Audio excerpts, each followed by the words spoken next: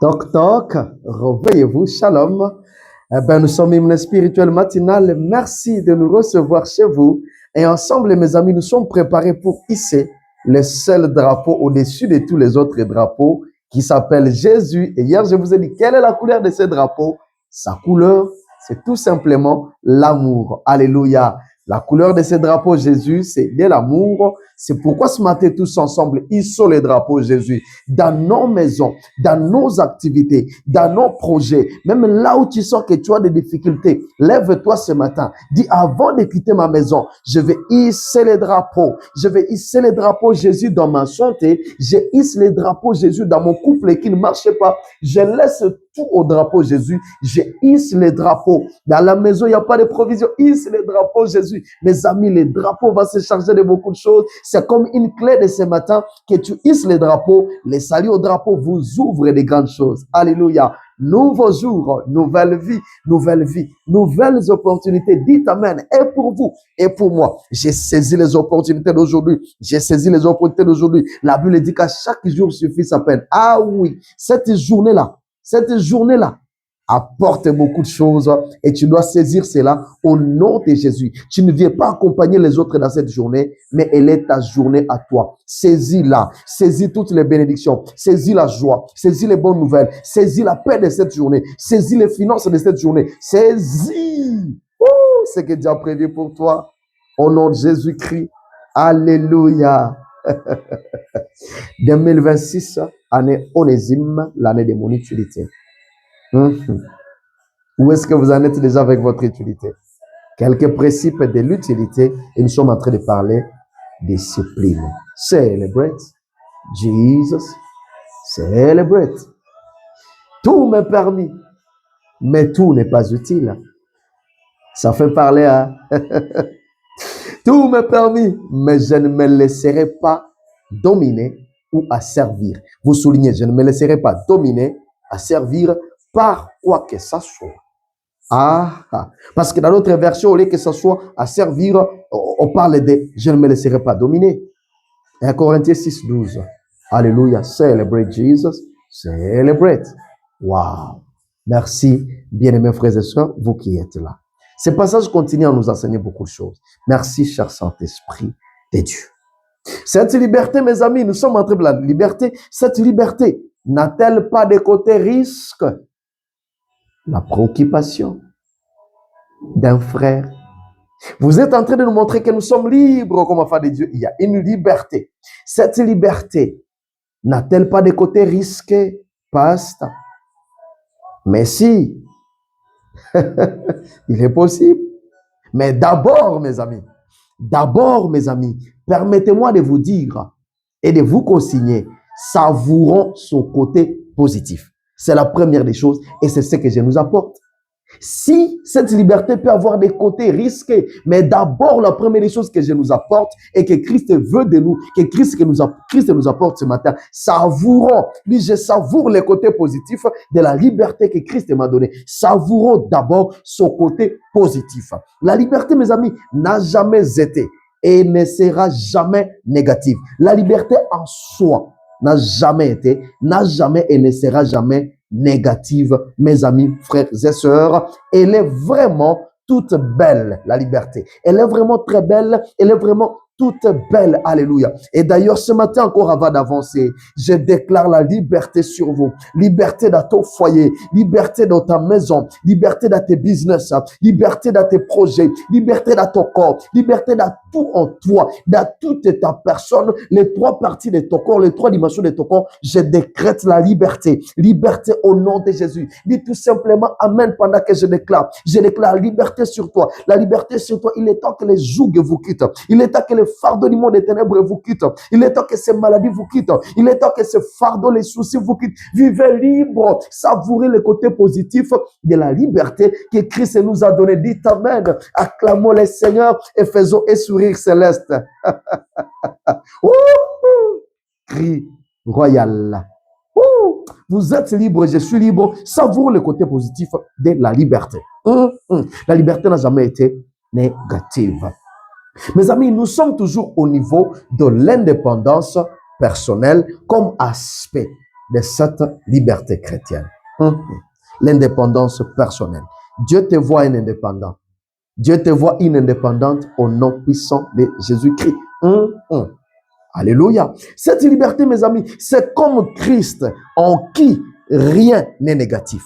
Rien en Christ ne peut se trouver être négatif. C'est-à-dire cette liberté dont nous sommes en train de parler, dont tu dois jouir et que tu dois savourer, c'est comme Christ en qui rien n'est négatif. À Christ ne se retrouve rien de négatif. Imaginez un peu, il n'y a rien de négatif dans Jésus-Christ, bien-aimés frères et sœurs. Mes amis, c'est-à-dire que si risque il y en a dans la liberté, que Dieu, s'il y a risque, s'il y a peut-être quelque chose, si risque peut se retrouver dans cette liberté que Dieu nous a donnée, que Dieu donne à ses enfants, alors ne questionnons pas Dieu, mais questionnons-en l'homme lui-même. Nous sommes en train d'y aller doucement, mes amis. Si risque peut y avoir dans la liberté, mes amis, ne questionnons pas Dieu concernant ça, mais retournons vers l'homme lui-même. Questionnons plutôt à cet homme-là concernant ces risques qui puisse se retrouver dans cette liberté. Alléluia. Peut-être l'homme qu'on doit questionner, c'est cet homme qui en aura peut-être fait un libertinage. Ne questionnons pas Dieu de ces risques de la liberté, parce que quand Dieu te parle de la liberté, il ne voit rien de noir, il ne voit rien de négatif. Mais si risque peut se retrouver dans la liberté que Dieu t'a donnée, alors questionnons toi-même l'homme, questionnons-moi, peut-être qui en aurait fait un libertinage. Je veux que ça fasse ça à tes oreilles. Effectivement, mes amis, c'est là que Paul dit, c'est là que Paul martèle et dit, tout m'est permis, tout n'est pas utile, tout m'est permis. Je ne me laisserai pas asservir. Je ne me laisserai pas dominer par quoi que ce soit. C'est là que ça pose problème. Je ne me laisserai pas dominer. Je suis libre, mais je cherche à me faire dominer dans cette liberté. Là, ça cloche. Là, ça devient autre chose. C'est là que l'apôtre Paul est en train de marteler. L'apôtre Paul met plutôt l'homme à garde. Il est en train de mettre l'homme à garde concernant un quelconque asservissement, une quelconque domination, mes amis, qui peut peut-être découler d'une malcompréhension. Il met à garde l'homme que tu es, que je suis, concernant une malcompréhension que tu puisses peut-être avoir de cette liberté qui peut te conduire à un asservissement. Il te met à garde concernant un asservissement qui peut être le résultat de ce qu'on appelle malcompréhension de cette liberté. C'est-à-dire, si risque peut y retrouver de la liberté, ça proviendrait de ce qu'on appelle mauvaise compréhension de cette liberté, tout simplement. Je crois que ça fait ça à tes oreilles maintenant. Alléluia, alléluia. Mes amis, à ce niveau ici, ce n'est plus Dieu, mais c'est l'homme lui-même. Vous comprenez? Ça ne sera plus Dieu, mais ça sera l'homme lui-même. Et c'est ici que se joue l'indépendance personnelle. Nous y arrivons. C'est ici que va se jouer l'indépendance personnelle. Mes amis, Dieu nous ayant donné, nous ayant rendu libres de tout. Est-ce que tu peux dire, je suis libre de tout? Libre de tout, ma soeur, libre de tout, mon frère. Dieu nous a rendu libres de tout. Dieu nous a rendu libres de tout. Et Dieu nous a autorisé à quelque sorte tout. Dieu nous a autorisé à quelque sorte tout. Dieu ne s'attendrait pas que nous puissions revenir auprès de lui. Il ne s'attendrait vraiment pas que nous revenions encore dans sa présence, comme en train de pleurer, et comme pour dire, Dieu, la liberté que tu m'as donnée m'a détruit la vie. La liberté que tu m'as donnée m'a fauché la vie. Sérieux? Comment est-ce que Dieu peut nous regarder, mes amis, si jusqu'aujourd'hui, la liberté que Dieu nous a donnée et que nous revenons dans sa présence, comme pour dire, la liberté que tu m'as donnée m'a détruit la vie. Est-ce que nous serons sérieux dans sa présence? Imaginez-vous quelqu'un qui revient de la présence de Dieu. Il dit, la liberté que vous m'avez donnée, quelqu'un qu'on a libéré de la prison, et puis il revient maintenant devant les chefs de prison, devant les juges. Il dit, la liberté que vous m'avez donnée m'a rendu la vie difficile, m'a détruit la vie. Vous essayez de vous imaginer ça? Comment est-ce que les chefs de prison vous regarderaient? Comment est-ce que Dieu peut nous regarder lorsque nous nous comportons dans cette liberté comme étant dominés, comme étant asservis? Qu'est-ce que Dieu va dire de nous? Est-ce que nous sommes sérieux? Mes amis, dans ton indépendance, pourtant très précieuse, dans ton indépendance très précieuse, Dieu ne voudrait pas que tu puisses te retrouver esclave de quoi que ce soit. Dans cette liberté, dans cette indépendance très précieuse, Dieu ne s'attend pas. Dieu ne voudrait pas que tu puisses te retrouver du côté des esclaves dans cette liberté que Dieu t'a donnée. Alléluia. C'est-à-dire que choisissez une femme que vous voulez. C'est bien à condition que cette dernière ne fasse pas de vous son esclave. Est-ce que ça passe à nos oreilles? Dieu ne te choisit pas une femme. Tu es libre de choisir une blanche, de choisir une noire, de choisir une courte taille, une longue taille, de choisir je ne sais pas comment, qui a des oncles, je ne sais pas comment, comme ça. Tu es libre à condition qu'elle ne fasse pas de toi son esclave, à condition que dans cette liberté de choisir, tu ne sois pas devenu l'esclave dans ces couples, dans cette maison. Est-ce que ça fait sens? Mes amis, car Dieu qui vous a rendu libre veut que vous viviez vraiment cette liberté à tous égards. Est-ce que tu peux dire amen? Alléluia. Je veux que ça fasse un sens.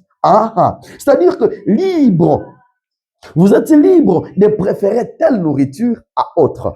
Je suis libre de préférer cette nourriture à autre. Tu es libre de préférer telle nourriture à l'autre, pourvu de ne pas en être accro, pourvu de ne pas être accro, pourvu que tu ne sois pas addicté à cela. Pourvu que cela, ça ne soit pas en train de détruire ton ventre et qu'après les avoir mangé, tu vas à l'hôpital, tu vas à des pharmacies. Tu es libre de choisir ces repas-là, cette nourriture. Mais si tu as remarqué que ces repas, chaque fois que je mange ça, je finis ma journée dans la pharmacie. À combien plus fort? À quoi ça sert, bien mes frères et sœurs? À quoi ça sert? Tu aurais été esclave de ces repas parce que tu as compris qu'avec mon organisme, ces repas ne marchaient pas. Mais parce que tu es libre de manger, tu manges ça quand même. Hein, pourvu que ça ne détruise pas tes dents, ça ne détruise pas ton corps. Tu es allergique à ceci. Même si tu es libre, ça se trouve dans votre maison, dans la boutique où tu passes. Mais ça, tu es allergique à ça. Mais tu te rends toujours encore acheter. C'est toi le problème. Le problème, c'est pas Dieu. Alléluia. Alléluia. Mes amis, j'aime les loisirs. J'aime les loisirs. C'est une bonne chose. Dieu n'en est pas contre. Mais Dieu ne veut pas que j'en devienne idolâtre ou que j'en devienne esclave. Tu es libre de choisir ce loisir-là, mais pourvu que tu n'en deviennes pas esclave, pourvu que tu n'en deviennes pas un idolâtre, c'est ça mes amis dans le Seigneur. Je suis libre de fréquenter telle ou telle autre église. Je suis libre, bien mes frères et sœurs, mais nous devons savoir que c'est avec un grand prix que Dieu nous a rendus libres, c'est-à-dire nous avons déjà été rendus libres. Alors si je peux fréquenter telle ou telle autre église, mes amis, je suis libre, donc, je ne dois pas accepter d'être rendu esclave d'une telle religion. Alléluia. Je ne dois pas accepter de me retrouver, être devenu un esclave ou une esclave d'une religion, mes amis. Se retrouver de ce côté, esclave d'une religion, ça serait non seulement impiéter de ton indépendance, impiéter de ta liberté, impiéter de ton utilité, car jusque-là, tu te rends compte que tu es devenu esclave de telle ou telle autre religion, telle ou telle autre chose. Tu es libre, alors que tu devais être libre, mes amis, tu es en train d'impiéter non seulement à ton utilité, mais aussi, tu serais en train de cracher sur la liberté précieuse que Dieu t'a donnée à un grand prix. Est-ce que ça fait sens?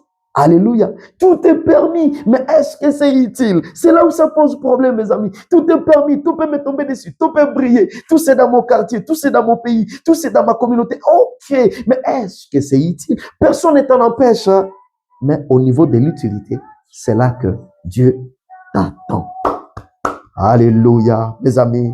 Combien ne sont-ils plus indépendants aujourd'hui? Les gens sont devenus dépendants. Ils sont devenus dépendantes dans cette vie. Vous regardez sa vie, cette personne dépend, est devenue dépendante. Et cette personne est devenue dépendante de ceci ou cela. Vous regardez, la personne n'a pas la liberté. La personne n'est plus libre. La personne n'a pas la paix parce qu'il est en train de vivre une vie de dépendance dans ceci, dans cela. Tu es devenu dépendant de cette drogue-là. Tu es devenu dépendant de ces médicaments. Tu es devenu dépendant de cet homme ou de cette femme, dépendant de ces leaders-là. Tu es devenu dépendant, je ne sais pas. Tu es devenu dépendant. Tu n'es pas libre. Mes amis, combien ne voyons-nous pas dépendants de ces bâtiments, dépendants de cette religion? Et quand vous posez la question à la personne, ben bon, nous on est là seulement. Ah bon, que Dieu nous fasse grâce, mes amis. Combien ne sont-ils pas devenus dépendants dans cette vie? Alors que, mes amis, Dieu, quand il dit tu es enfant de Dieu, il veut que tu sois libre. Beaucoup se disent enfants de Dieu, mais ils sont dépendants quelque part. Mais où est cette liberté, bien mes frères et sœurs? Ils sont encore asservis. Esclaves des opinions publiques. Les gens sont devenus des esclaves des opinions publiques, ce que les autres ont dit, ce que les autres vont dire. Les opinions publiques, pourtant, auxquelles ils ont adhéré, et même de leur propre volonté, c'est ici que ça pose problème. La liberté chrétienne, mes amis, ne doit pas devenir une chaîne. Beaucoup sont enfants de Dieu, mais ils n'ont pas l'état de se réjouir de cette vie chrétienne. La vie chrétienne est devenue comme un fardeau. Ils sont dans des chaînes. La liberté chrétienne ne doit pas devenir une chaîne pour toi. Non, non, non. Tu n'es pas là pour vivre des chaînes alors que Christ t'a déjà libéré. Soyez libérés des chaînes au nom de Jésus. Libérés des chaînes de la religion. Libérés des chaînes de croyances. Libérés des chaînes de la lignée, de la coutume, de la sorcellerie. Soyez libérés au nom de Jésus de toutes les chaînes. Vous êtes enfants de Dieu, vous êtes libres. Dans le nom puissant de Jésus-Christ. Mes amis, si une habitude ou une pratique commence à vous dominer, elle n'est plus utile à votre vie. Alléluia. Et donc, vous devenez aussi inutile. Si le caractère commence à vous dominer, à vous asservir, vous devenez inutile au même moment avec cela. Alléluia. C'est-à-dire que les choix de vos loisirs, pour clôturer, les choix de vos loisirs, les choix de vos fréquentations ou les choix de votre consommation, mes amis, ceci doit faire comment? Doit croître votre avenir, doit vous épanouir. C'est-à-dire, la nourriture que je choisis, les programmes que je suis à la télévision, à la radio, doit être pour honorer Dieu. Alléluia. Pourquoi? Car nous savourons seulement la vie que lorsque notre vie honore Dieu. La saveur de ta vie, là, c'est dans l'honneur que tu donnes à Dieu. Lorsque ta vie n'a plus de l'utilité, ta vie n'honore pas Dieu, il n'y a plus de la saveur, il n'y a plus de l'utilité. Alléluia. Je suis permis de tout faire, mais je dois choisir ce qui m'est utile, car lorsque je vis utile, j'honore Dieu. Et lorsque j'honore Dieu, je vis la liberté, je vis la saveur de la vie. Ce matin, je prophétise la saveur de la vie. Reçois la saveur de la vie. Ceux qui disaient la vie est amère, la vie n'est pas bonne, reçois la saveur de la vie. Reçois la saveur de la vie au nom de Jésus-Christ. Bye bye. À la prochaine. Je vous souhaite les beaux week-ends. Dieu nous faisant grâce. À la semaine prochaine. Ciao.